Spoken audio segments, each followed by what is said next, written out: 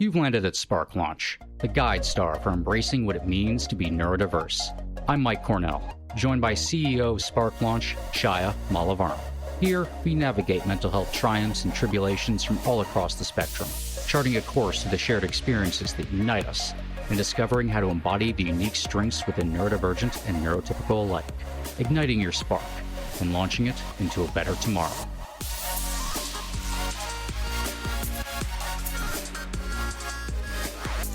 Hello, everyone. I'm Mike. I'm Chaya. We are joined today by the quirky, wordy, lightning-fast keyboard, Youssef Sleiman, who is a neurodivergent professional who tells stories for a living. He sets editorial direction and writes for a national brand, consults on AI-based SEO strategies, works as a co-admin to an online community for gifted and twice exceptional adults, and coaches gifted, curious individuals with the Bright Insight Support Network. Welcome to the show, Yousef. It's good to have you here. Thank you. Thank you for hosting me. And yeah, thank you for hosting me generously while I am such a quirky individual. So if I do anything super surprising, let me know. We love quirkiness around here.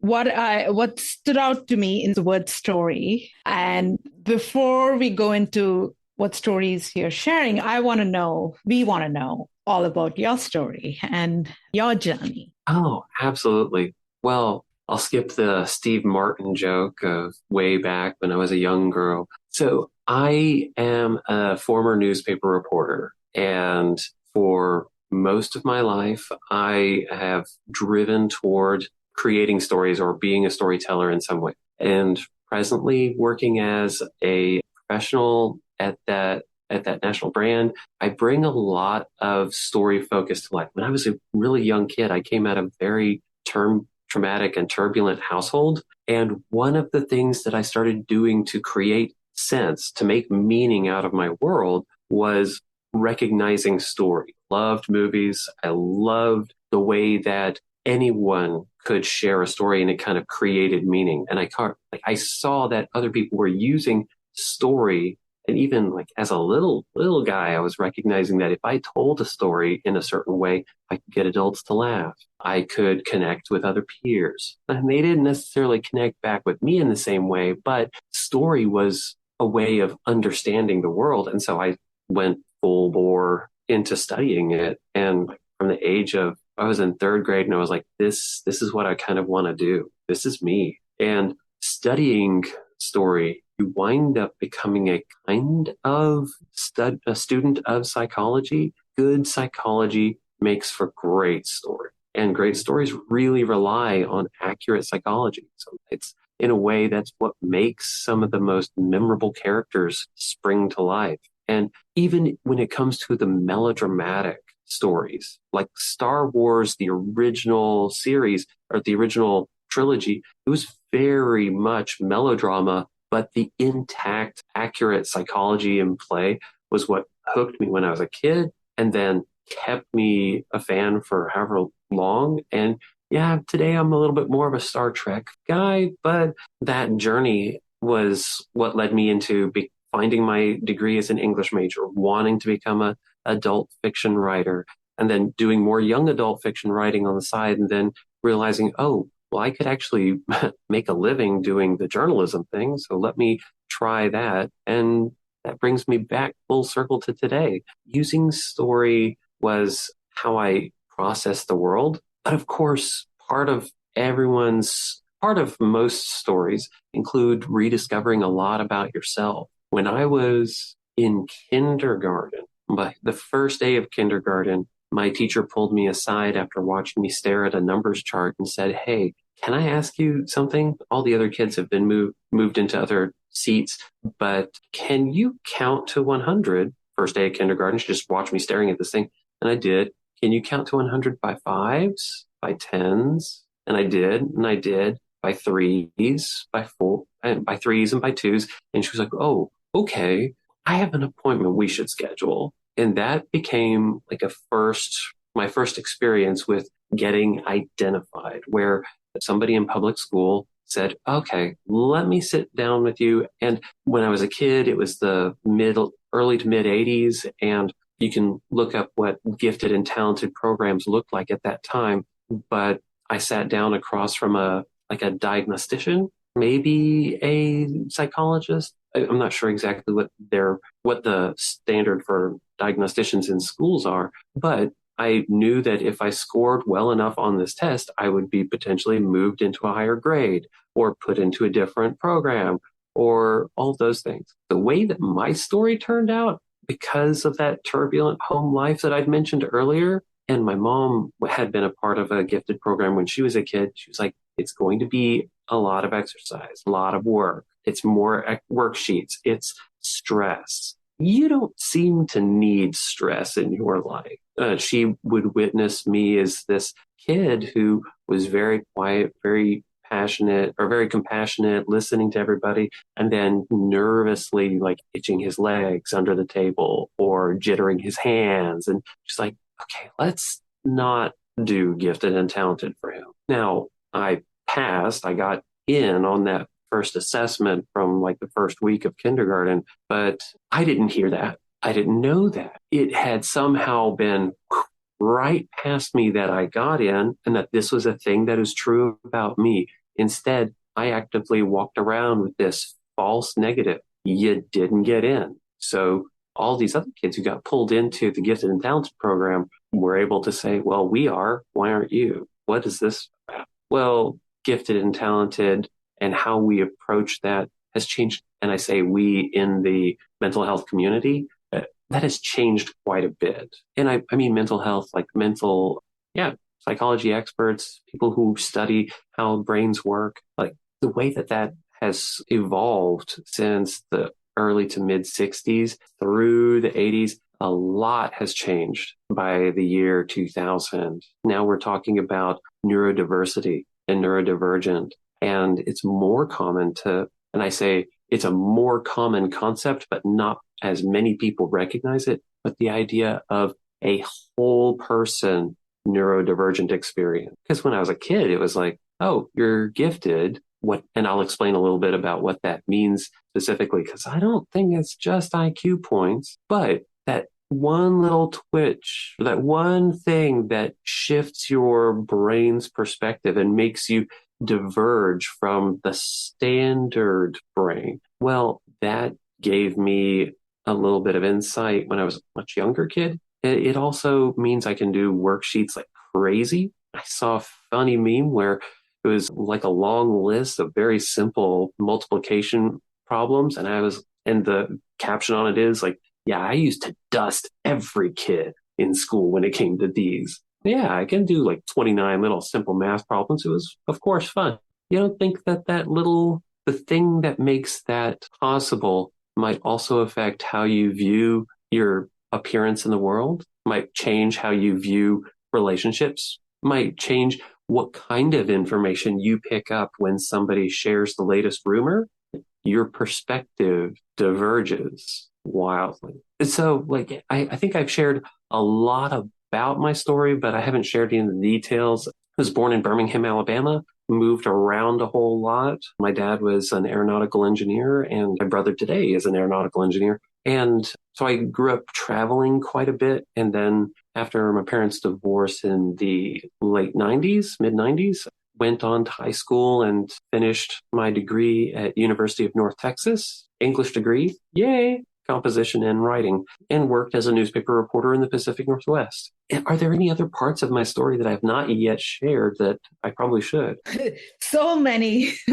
My ADHD brain is going with like, what do I ask next? It's so fascinating. So one thing I want to address is that as a child, and that's why my empathy is towards people who do not have power, which is children and the elderly, the super elderly. And so with the child, you did not have any decision-making powers back then, and somebody made the decision for you from their own personal experience, correct?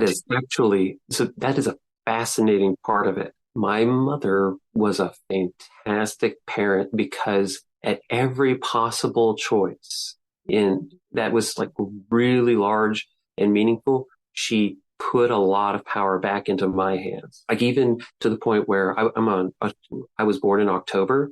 And so the question about preschool, should I start kindergarten in the year above and be like the oldest kid in the class, or should I wait and start kindergarten later and be like the youngest part of it, or vice versa? She actually handed me that decision. The story about the gifted and talented program, I would have sworn, and I still might have made that same choice. I would have sworn that she and I had two different conversations. I may have been very stressed that day, but it wasn't a conversation that had come up regularly. So it was one that I'd revisited when I was 37 years old. I became very, very serious about my mental health and started working closely with a therapist and a handful of psychiatrists. And like they handed back this thing of like, you do realize that your brain operates very differently. Well, at 37 years old, I'd be like, are you sure? I know I have trauma. Trauma makes my brain behave differently, but is there more to it than that? Flatly, yes. You need to go talk to somebody or get this sorted out or assessed.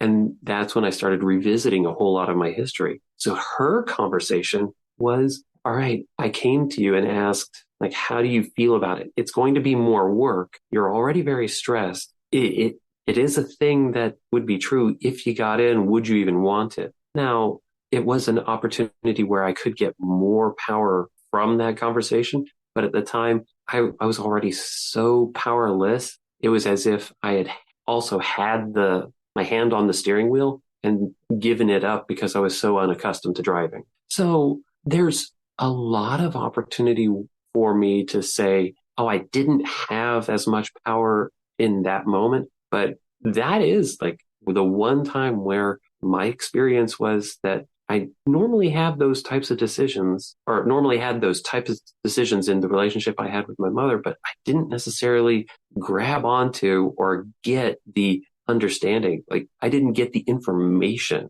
I still don't have the true test results. I know that 150 had to be the barrier to get in, and I clearly scored above 150. I don't know what the test is, so that number is meaningless. I don't know whether or not that was actually true. It's from kindergarten. Can I trust that memory? Partially, apparently. Neurodivergent brains, especially gifted ones, have a neurophysiological disposition toward explicit memory, the thing where you sit down and try to remember what were the words or what was that number. So yeah, when it comes to the powerlessness as a child, for me, I'd want to also add that I didn't get to carry a whole lot of information about myself as a child. As much as my mother in the early 80s and mid 90s was avant-garde and trying to shift that power dynamic and include me in decisions, even then I didn't necessarily get as much information as I would have liked. And I hadn't empowered myself. And it was part of the story of my home life that power was not easy to get a hold of, or that most of us were being trained out of power. So yeah, even asking for more information or getting back to those test scores. So I do distinctly remember there being an ongoing bit of tension where my teachers would know this about me, would have seen a score on file and been told his mother doesn't want him in the classes, so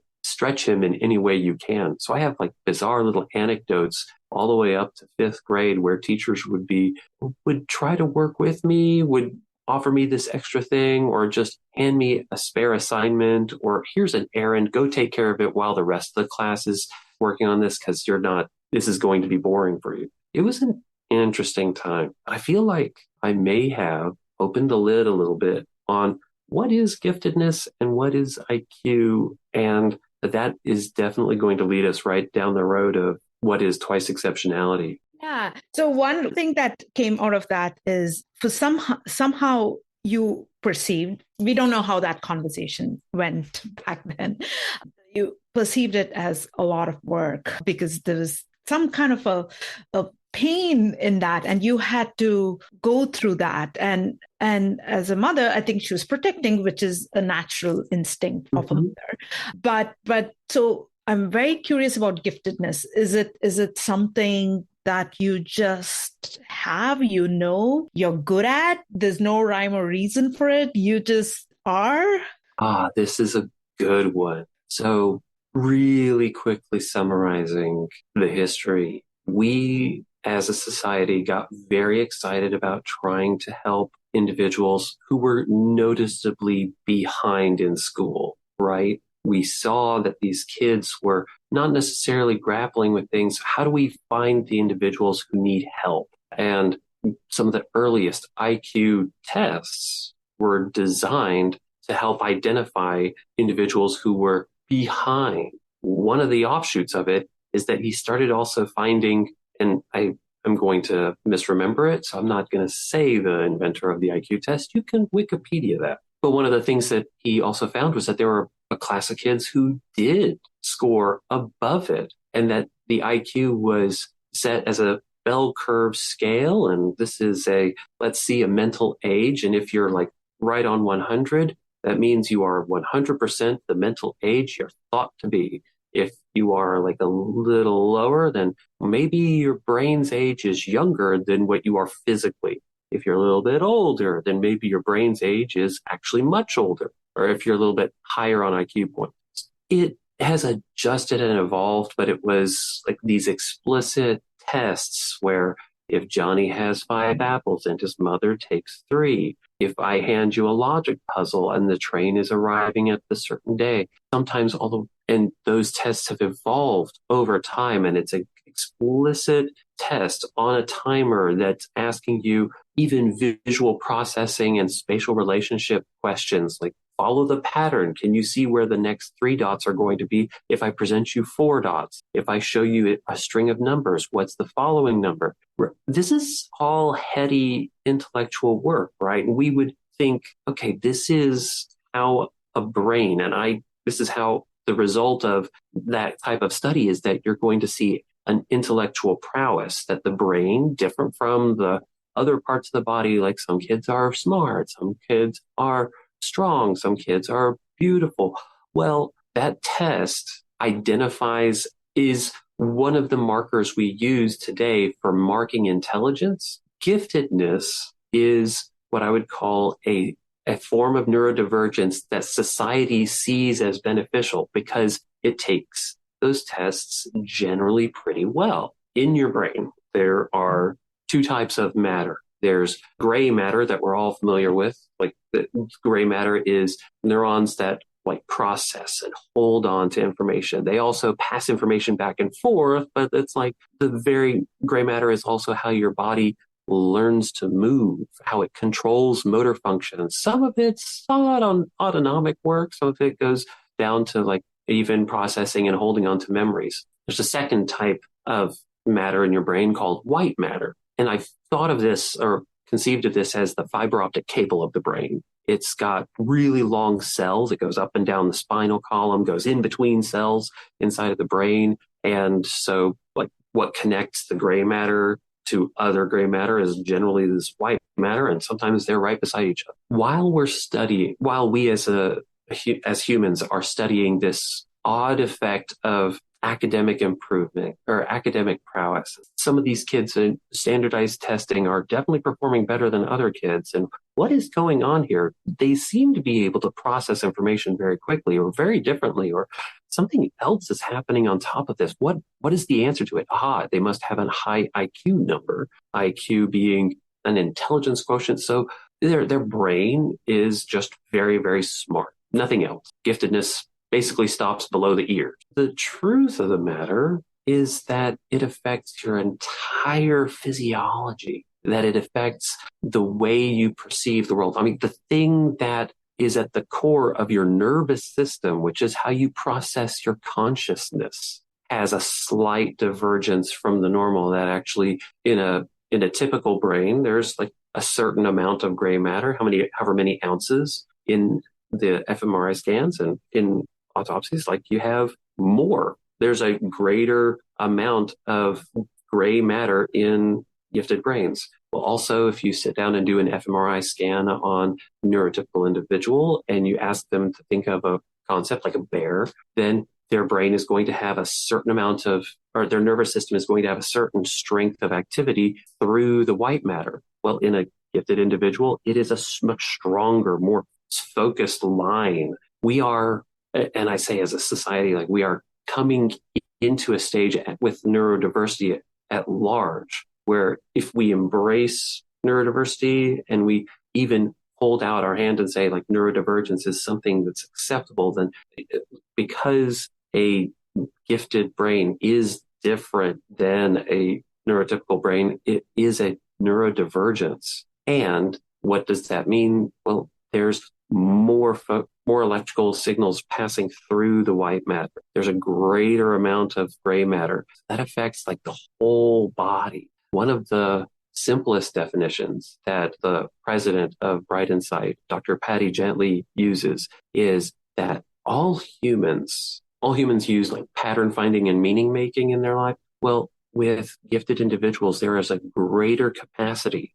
for pattern finding and meaning making. Now, this is like a binary version of neurodivergence, as I've described it so far, where there's just neurotypical individuals and gifted individuals. What about autism? What about ADHD? What if somebody has dyslexia? Is that going to affect their IQ score? Yeah. Does that mean they are somehow less gifted? Well, their brain is neurophysiologically different, but I can't measure it using this written test with a timer. I've lately taken to this metaphor of saying that, hey, if you want to measure intelligence, the IQ test is like the best we got, and it is the world's worst version of measuring intelligence.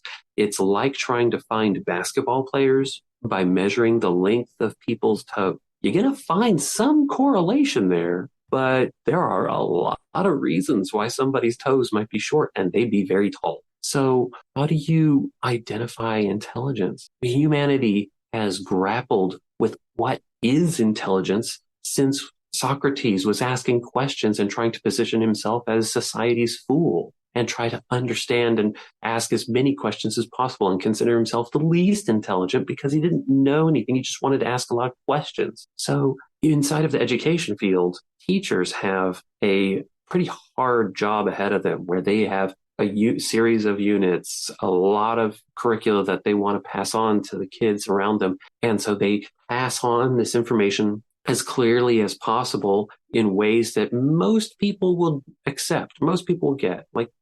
And if you're processing, I don't know, hundreds of students in a year, you're going to find like there is a commonality within a big chunk of them. So yeah, it's efficient to take the most common way of teaching to kids. Some of those kids are going to diverge. Their minds operate very, very differently. With a gifted individual, their pattern finding and meaning making is cranked up to 11. That means that anything they witness, they draw out more information. One of the books that I'm very, very excited about comes out August 13th in 2024 is Intersection of Intensity by Dr. Patty Gently. It's about the intersection of trauma and giftedness, where if you are experiencing a kind of trauma as a kid, you may also pick up the societal implications associated to that trauma. Not just what's happening to you, but your heart may break for the fact that it's happening to you and happening to others.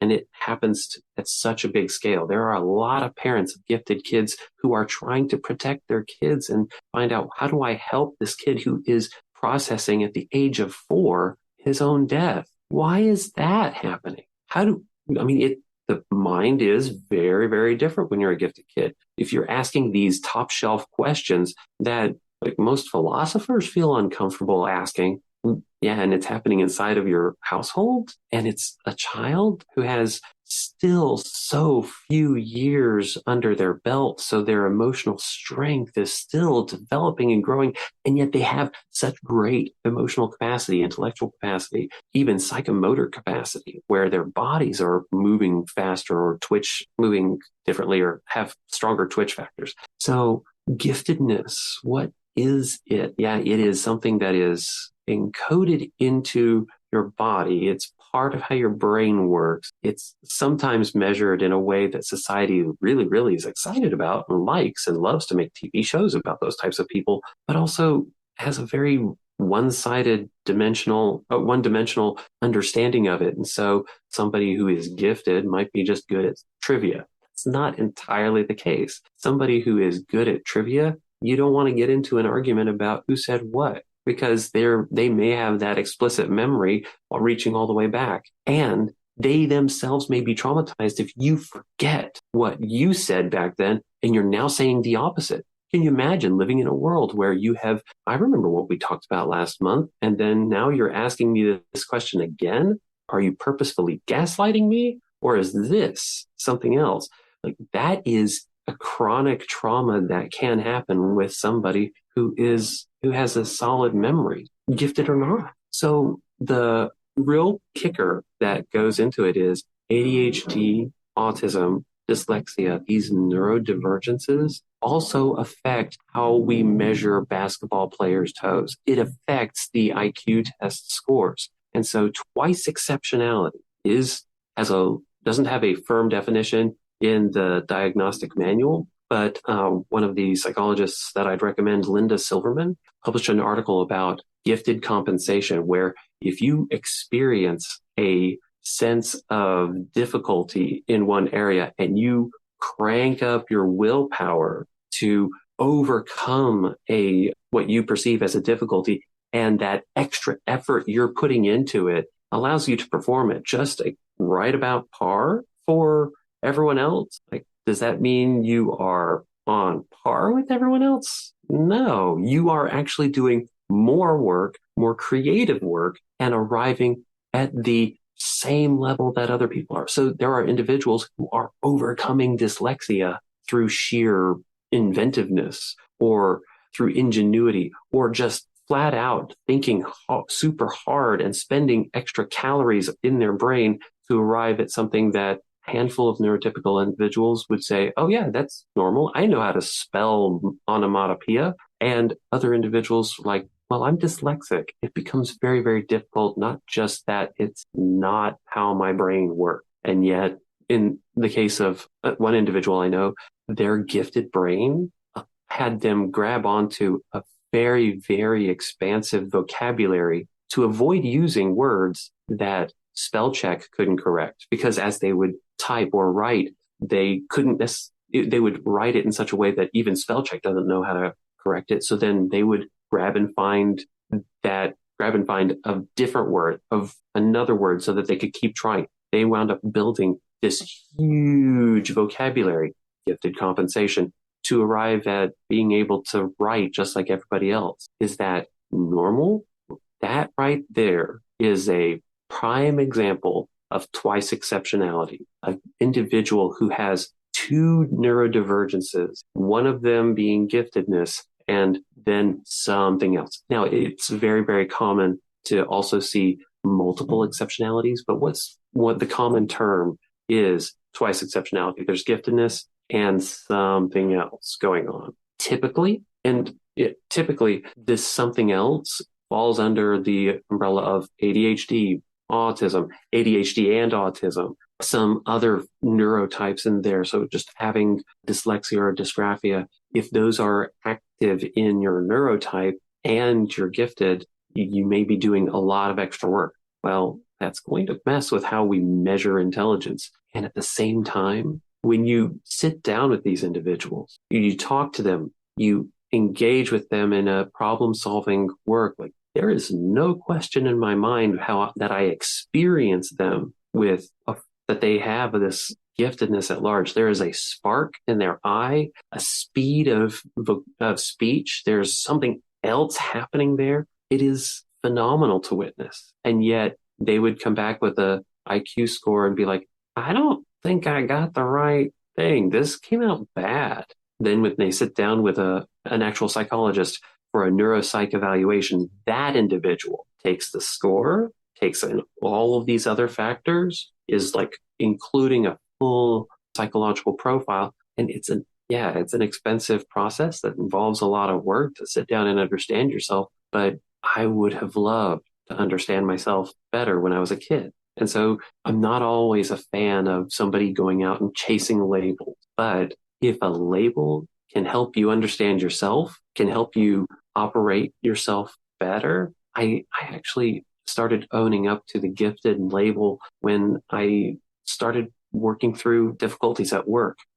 I was holding a lot of coworkers to some very unrealistic standards, because if I'm normal and they're normal, then my standards can't be that far off. That's not only is that incredibly self-centered way of looking at things, it's also detrimental to the way that other people see themselves. Like if you think about that memory example and you're wondering, why don't I remember what this guy who clearly is very confident that he remembers that I had this conversation, is my mind slipping? I'm 29 years old. Am I undergoing like Alzheimer's right now? Is there something else happening? Help. Well, there's different brains work differently. And I believe that that's one of the earliest lessons we get when we do personality typing. When you take like Myers-Briggs personality type or the Enneagram, or even back in Shakespeare's day, the four humors, the phlegmatic, melancholic, and choleric and sanguine, like those would be the four different ways that certain people behaved. This, at that time, even people were saying different brains work differently, but we just understood them in a handful of ways. What if there's only those four types? Well, in the field of psychology, we are now processing something beyond personality down to what is the best way that your brain works, and how does your brain process information? What is the way that you need to work? And one of the things that I try to also throw in whenever I describe giftedness is that when you meet one gifted individual, you've met just one. Borrowing from the old autism adage that was part of the neurodiversity movement, the earliest versions of the neurodiversity movement, like there is a lot of variety within neurodivergence. The more divergent that you are from the norm, like the greater divergence you'll find from people who fall in that divergence. The outliers of outliers is one of the things that we talk about when I'm a part of, as one of the admins for a gifted and twice exceptional community on Facebook called Bloomers. Bloomers hosts these individuals who are outliers of outliers. Their neurodivergence is so far from the neurotypical that the things that they are processing and trying to work through, the types of existential questions, or even the types of physiological questions. One of the things that Dr. Patty Gently has been studying and identifying is, what is the connection between women who are gifted or twice exceptional and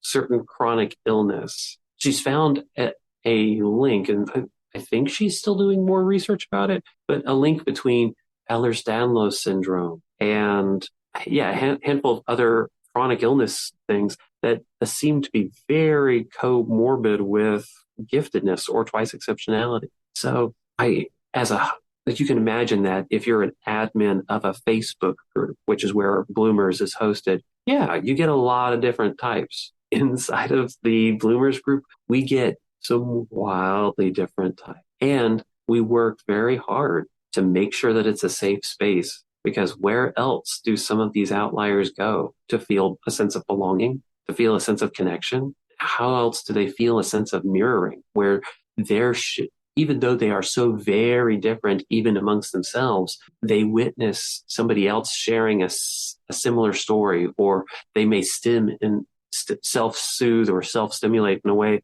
that reminds them of how they self-stimulate. That makes them feel a little bit more accepted. I almost said normal, but accepted, feel like they belong, feel like there's a new normal amongst themselves. So how does that It's so amazing. So many things again. I'm like, oh, wow. So, and when I look back at my own life and my ADHD-ness in my school, especially, I was not present at all. My mind was somewhere else because it wasn't presented in a way that I could consume it. But I was always been a learner, wanting to learn, but it was not, for whatever reason, my mind was somewhere else. And it was in a happier place, I'll bet. Right? It just wandered off into this beautiful, dreamy place to make me happy. But once I started owning to my own interests and gifts, or whatever we want to call life started becoming so much easier and I didn't have to work hard. I didn't have to burn that extra fuel because that was challenging. That was so challenging. It felt like going against the force, studying in linear way, learning everything in a linear way. And when but it was still up to me. And that's why, and it was up to me to discover those things. Of course, I'm grateful to my cousin who introduced me to technology, who somehow showed up in my life and convinced my mother that I enroll into this class. So I'm extremely grateful. But then it was still up to me to go after what I wanted, what I liked. Actually, I didn't have any big visions, something that I enjoyed to do, and to a world that is built in a linear way. Mm-hmm. And everybody, it's this box, right? It's this invisible box that you're measured by that, whether you fit into that box. Mm-hmm. So it's still up to kids and the individuals, grown adults, to find what is that one thing that works for you. So it's still up to us. So we have to claim back that power and invest time in ourselves and our own happiness, our own peace, on our own growth, because that's where the magic happens. Absolutely. And I imagine that as when you were a kid, it's not as if all learning was gone, right? You had those places where your mind went. Do you still distinctly remember certain things that you were interested in? Oh, yeah. I loved math. The algebra was my favorite. And I think that's why I love writing code. So, Wonderful. yeah. And English too, because I do speak good English. So I think I was present, right? I must have been present. Mm-hmm. But then there was a lot of times it just wandered. But those subjects are not interesting to me even now.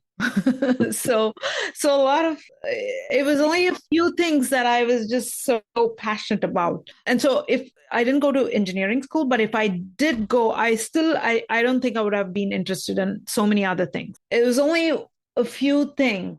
But I especially the nonlinear thinking, the brain, and pattern recognition.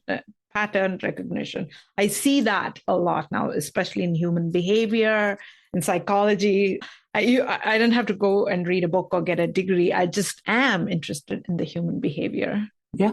Well, and it's also part of how you make your social world work, right? No matter how you structure your social world, like society or normal isn't this one monolithic thing. It's created by the groups that you're in. And so sometimes as a neurodivergent individual, you are 1 in 10,000, 1 in a million. Even if you're 1 in 100, you might be in a school of 50 kids. Like, how do you make your social world work? Well, you have to study the people around you. You recognize, okay, there's a thing about me that's not quite matching everyone else's pattern. Well, if the sooner you can cease to tell yourself something is wrong with me, and you stop punishing yourself for things that are fitting in with normal, then you start grabbing onto this. Well, even though they all do it differently, you can grab onto a shift in behavior, even something anti-societal. Well, even if they learn very linearly, I'm going to skip to the end of the book, or I'm going to browse through the chapters that I care about. I'm going to follow my interests and see how much of this I can pick up. Well, I'm going to also do it this specific way. I had an experience where I was learning a very specific type of dance. I'll skip the actual type of dance. It was Texas two-step.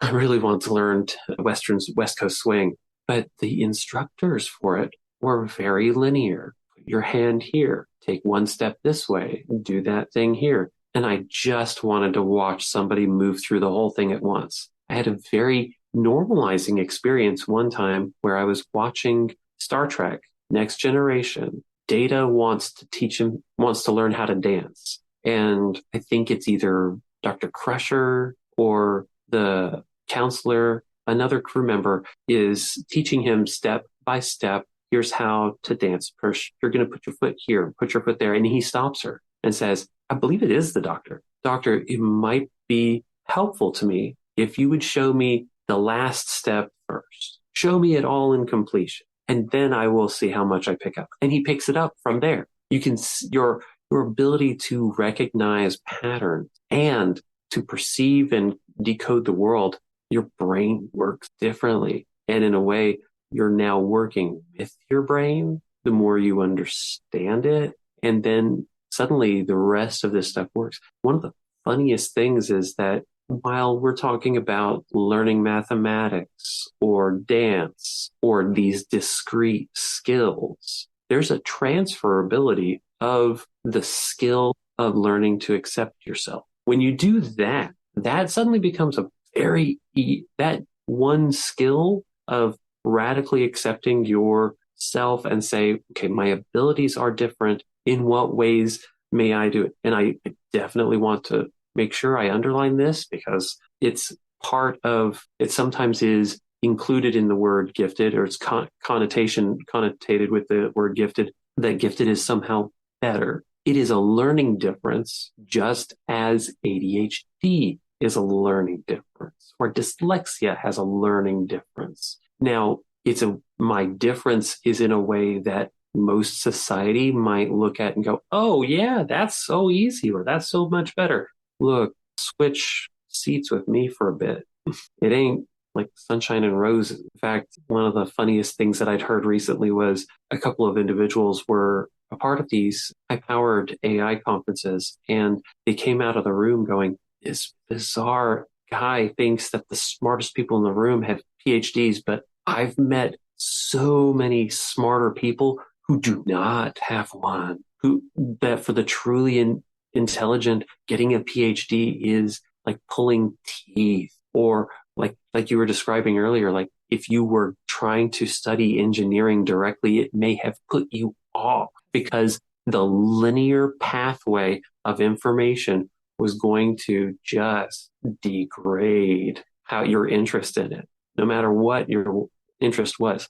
So I don't know if my voice carries some of it, but I happen to have like this natural enthusiasm. I have an ability to find interests in a lot of different things.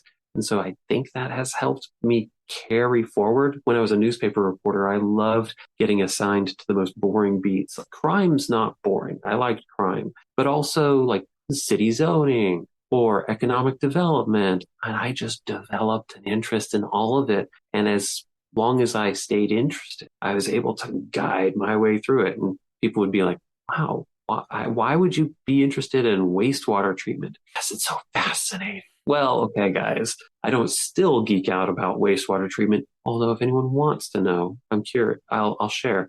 But the experience is that we as humans are passing through a series of circumstances, and we're also equipped with this inner self-talk or this self-reflection where I look at my abilities in the world compared to other abilities and go, am I somehow lost? Is something broken about me? And if you can start with accepting yourself first, and if a label is helpful, grab it. If a label is helpful for a period of time, grab it and then let it go. If it's been helpful for a while and it no longer is helpful, release it like a balloon into the air. It was useful for a time, and now you accept yourself beyond it. One of the things that I am humbled by is how very, very recent neurodiversity and neurodivergence within the scientific community is. We're talking like psychology as a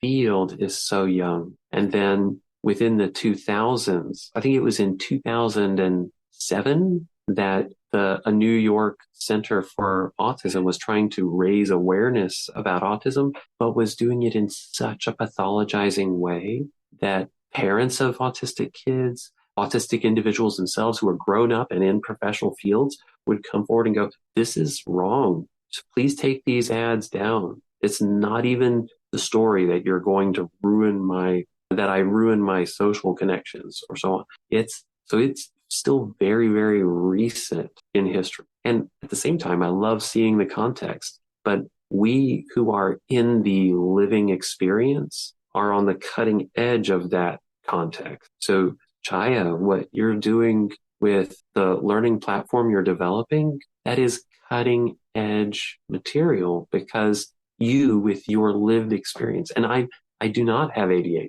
I actually don't qualify myself as a twice exceptional individual. The trauma I have experienced as a kid does affect how I approach the world, but it's a circumstantial experiencing that alters things. And at the same time, if you're out there listening and you hear that trauma is not twice exceptional, but it would be helpful for you, take trauma as twice exceptional for yourself. It's gifted plus another neurotype or a neurodivergence in some way.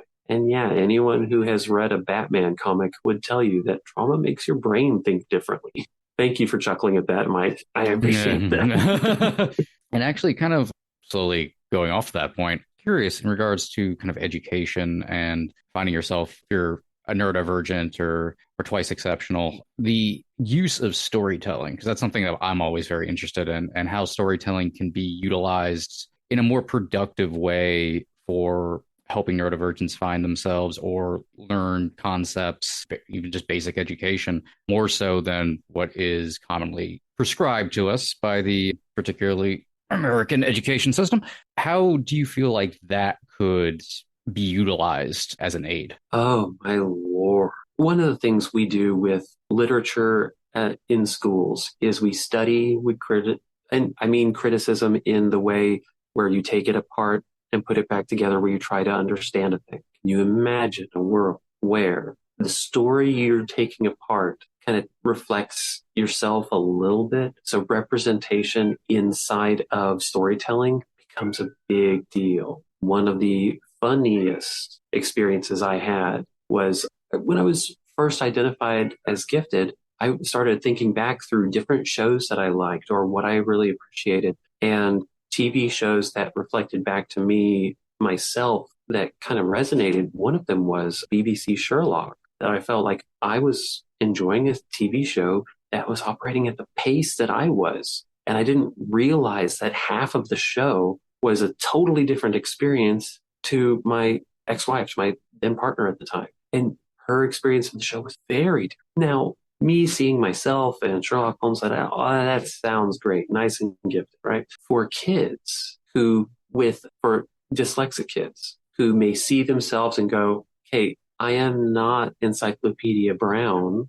I'm not like Nancy Drew. What is happening, or is something really wrong with me? Then a show like Star Trek Strange New Worlds or Star Trek Discovery comes along and puts the character of Spock in the position of having the Vulcan version of dyslexia. It has its own alien name. It's qualified as a learning difference that Spock himself has struggled with and has compensated for over all these years. And he's been working in Starfleet. He is an accomplished scientist. I am studying stars and Spock.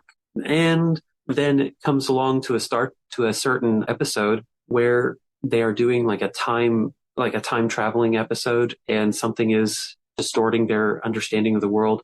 And because he is dyslexic, because his brain works differently, he can understand more about, and within the construct of the story, because his brain is dyslexic, he can understand the timeline better. And he becomes the one that helps the crew move through this bizarre time anomaly, and it saves the day.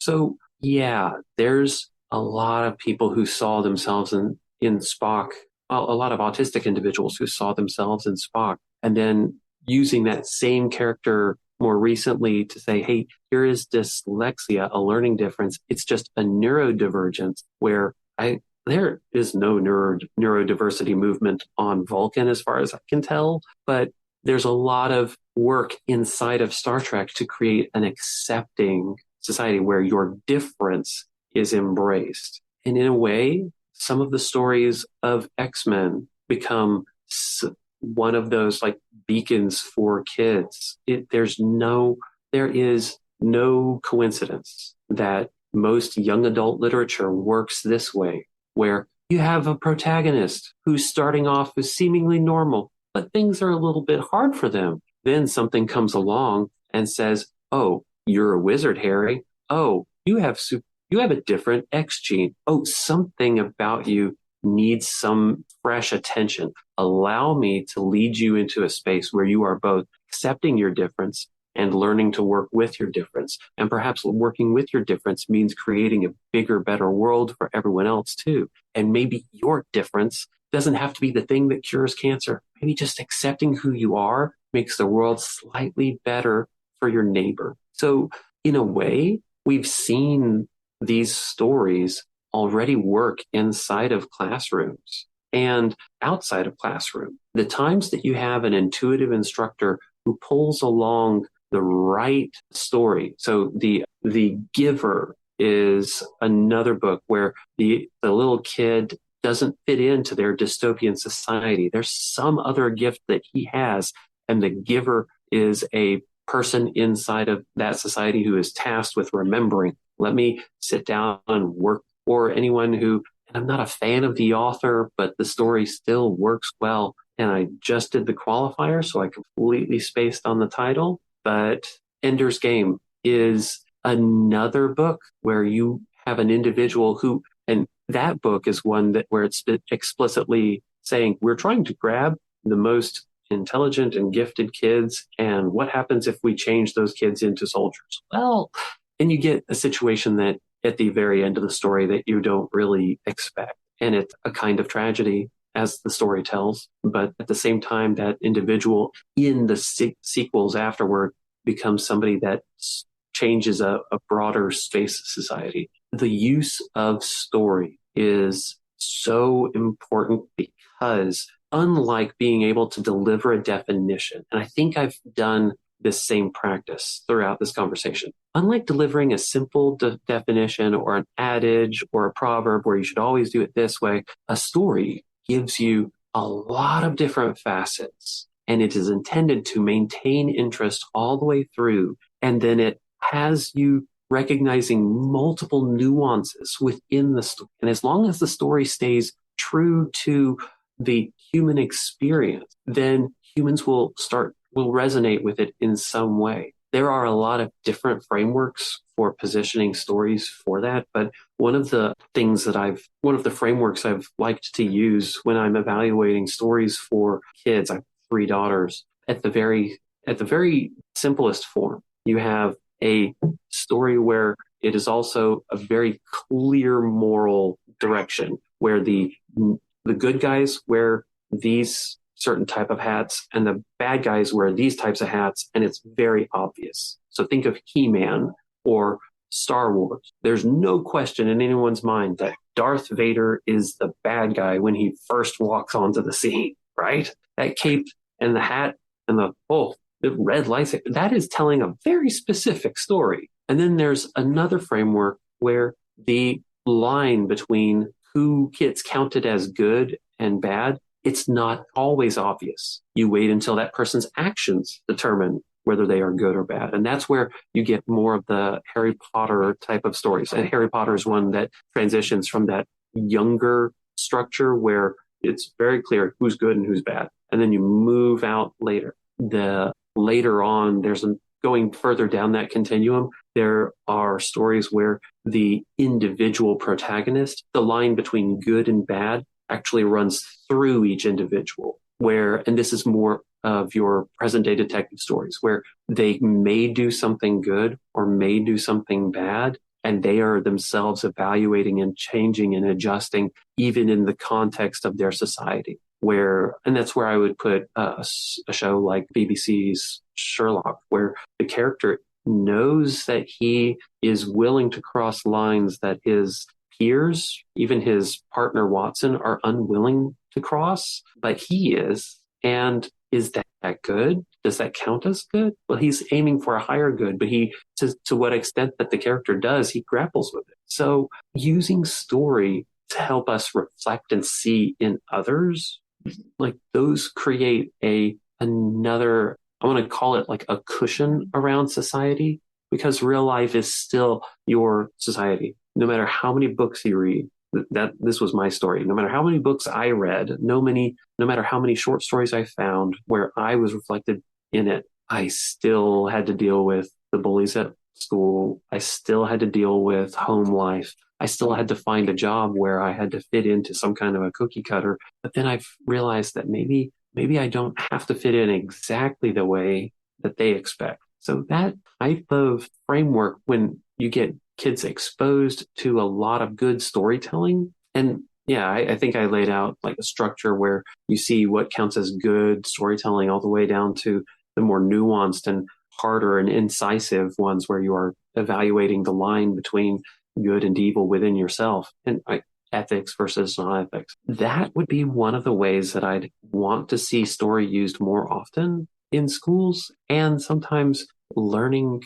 basic information literacy is part of that experience where you are becoming more media literate. If you are watching a show, or if you finish watching any TV series and you go onto YouTube and you find a video essay where somebody's describing how Snape was actually a good guy, or how the Mandalorian flips the bounty hunter trope on its head for Star Wars, where they were driven as a neutral person. Maybe there's a reason that the Force operates well with them. Well, all of that is a way to explore and understand story. And when you pick it apart and put it back together, part of your own experience is evaluating yourself and looking at your own work. Do I think that Din Djarin did a good deed? Do I think that Sherlock was right to shoot that one guy? Do I believe? When you begin those types of self-reflective questions,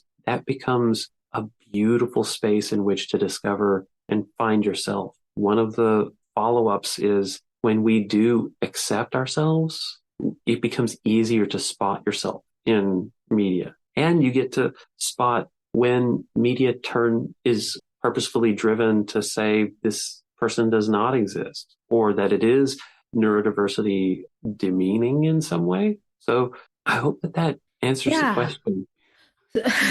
What I love about storytelling and the way you're explaining it is it's so beautiful. It gives an opportunity to remove yourself from it and look at it from the outside. And when you look at it from outside as somebody else, your own story, it gives that opportunity to look at it from all different angles and all the other people in it, also from different points of view. And it becomes less about you and me. It removes that personal, you know what I mean? You don't have, it's not about you said or he said and she said. It actually removes all of that, and then you can just watch it from a distance, and it makes so much sense. You can go back, you can look at the history of other people's behaviors, their ancestors, and all of that. It's so magical because when somebody, as I'm talking today, right, there's so much of history behind me and my upbringing and my parents and all of that. So there's so much to it.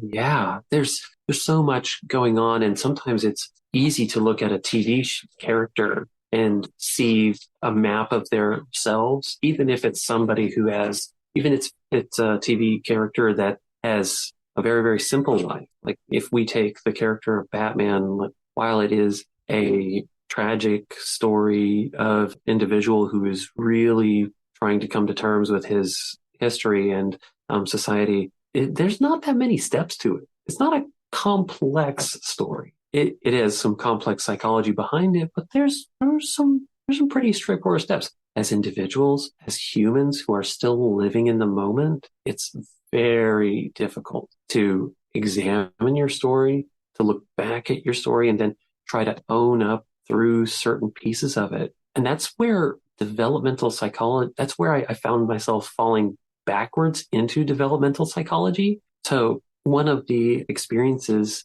that I can bring up is that as I was working through my understanding of Twice Exceptionality, somebody else was doing that same work. Dr. Patty Gently presented and was working through her doctorate and was doing research into adults who twice exceptional adults who had transitioned into having like a sense of personal agency in their life. What they would call themselves successful. What did it look like? What were those success stories for somebody who had kind of grown up, had these difficulties in their life, and then became somebody who would say, I've made it. I've got some agency in my life. I've got some stability that I can create. I know how to soothe and calm and work with myself. In so doing, she uncovered and discovered a theory of identity development that she calls identity development gear theory.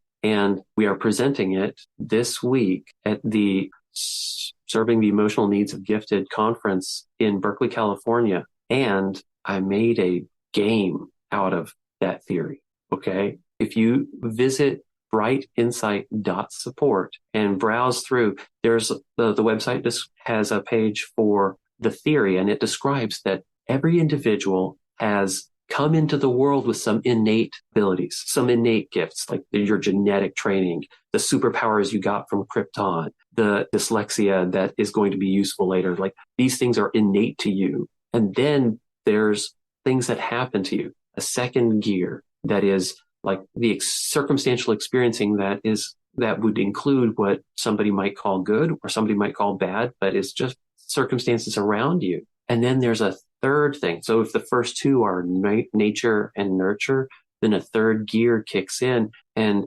it's what you do with it. Now you've been handed those two things. How did you try to work through it? And there's a miniature process inside of that third gear where you're noticing your asynchrony to the rest of society. Well, I'm going to try and make something work. Well, I've got to try to make some kind of anti-societal shift. And you start to make a choice where you're like, okay, if I beat up bad guys on the street while I'm dressed as a bat, that is meeting an internal need of mine. This is objectively good. And then you kind of work through and develop a sense of identity. And that's a fourth gear where you radically accept all of the difficulties associated with who we are. You accept all of the gifts, and I say that kind of broadly, not meaning to relate to giftedness itself, but you accept all of the good and the difficulty, the struggles and the strengths together. Well, that becomes a fourth gear, the what I did. And some individual, and at that point you have developed an identity, but some individuals develop a fifth gear, individuals who have had the greatest struggles when younger, or greatest struggles, greatest circumstantial experiences that were most difficult, came to an identity that also, in a fifth gear, altered how they go about the world and inform something that Dr. Patty Gently calls what I do. So it's a theory of identity development that she identified from twice exceptional adults, and it became very, very broad, like as it's been validated and applied successfully in therapy sessions and so on, or therapy modality or therapy operations and in schools and hanging out with people. It's one of those theories that actually feels very, very new. As you're working through it, or as I was working through it for myself, I was like, I play role-playing games where the entire task is watching a person develop over time. Let me make a board game or a storytelling game that allows people to work through the theory. And as you play it, it's essentially a very large creative writing exercise. But as you're playing through the game, you are creating the story and watching the story of somebody come to terms with their selves and with the circumstances around them. It's been a fascinating experience for me because I'm a writer, I love telling stories. I made a game that now in 30 minutes, you have an individual who starts off with only 3 gears where they're trying to struggle through something that they have their own history. I also have a bunch of pre-filled character sheets from popular characters that start at the very beginnings of their origin. So Spock,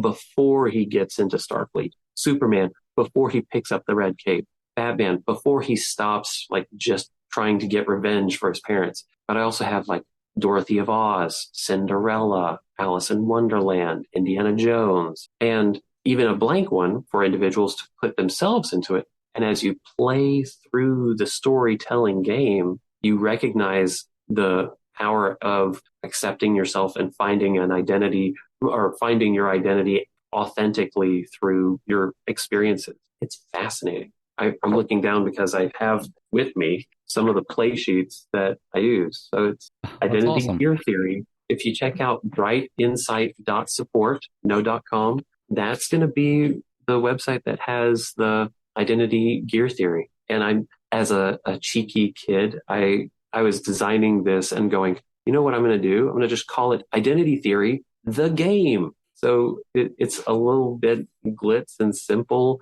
and schmaltz, but I thought, well, if you're going to take a psychology theory and apply it to fictional characters and help people understand themselves, you should have a little bit of fun while doing it. I love that. I love that. Thank you for creating that. First of all, I actually have some people I really want to share that with, and I'd like to take a look at it myself. So that's really awesome. We got to have you back on at some point, because I feel like we could talk about these topics forever. Particularly, like, I could really deep dive storytelling for hours on end and how it relates forever. I do an entire other podcast about it, essentially. So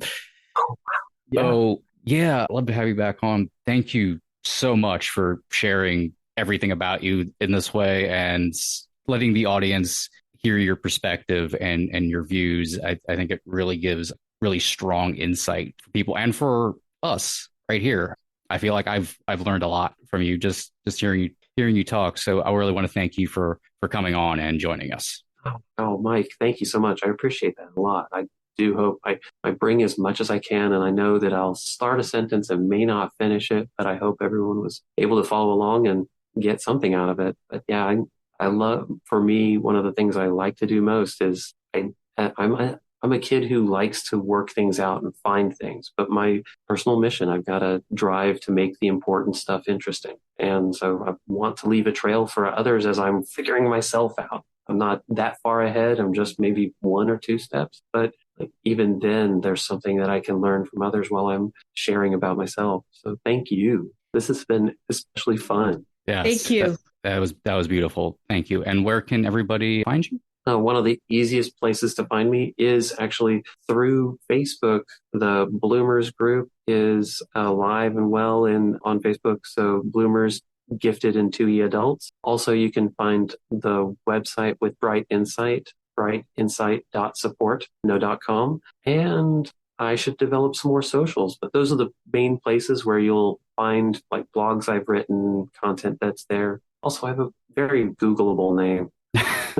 Great. And okay, I'll be sure to put all links to everything in the show notes for anybody who wants easy access. Spark Launch, of course, as always, can be found at sparklaunch.org. The podcast can be sparklaunchpodcast.com. And I can be found on LinkedIn, and I'm on Instagram at Follows His Ghost, where you can find links to some support groups I do and my Neurodivergent support group, Motley Minds. If you follow that link, the first month will be free, as always. Chaya, is there anything else you'd like to add? No, I just wanted to thank Yousef to have come here as a guest and shared your insight. And I wanted to ask you if there's one piece of advice that you have, or some kind of a tip for people who are wondering, how do I find out if I'm gifted, or how do I find out if I'm twice exceptional? Maybe they are hearing these terms for the very first time and are wondering if they are.